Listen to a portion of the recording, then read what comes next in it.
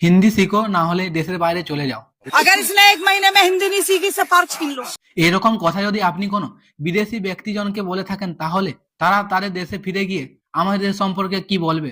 রেণু চৌধুরী নামের এই মহিলার এই ভিডিওটি কিছুদিন আগে সোশ্যাল মিডিয়াতে ভাইরাল হয়েছিল। কিছুদিন আগে দিল্লিতে বেচারা এক আফ্রিকান ব্যক্তি এখানে এসে বাচ্চাদের ফুটবল শিখিয়ে কম বেশি ইনকাম করে থাকে। মহিলাটি ওই ব্যক্তিকে একটি অদ্ভুত টনে বলেন, हिंदी 1 महीने में नहीं सीखी तो इधर पार्क नहीं मिलेगा।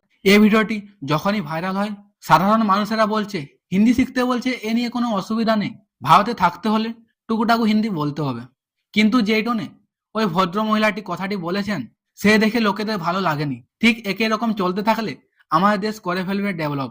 ফাইনালি রেনু ম্যাম এসে তার ক্ষমা চাওয়ার ভিডিও সোশ্যাল মিডিয়াতে পোস্ট করেন। তো যাই হোক, উনি ওনার ভুল বুঝতে পেরেছেন।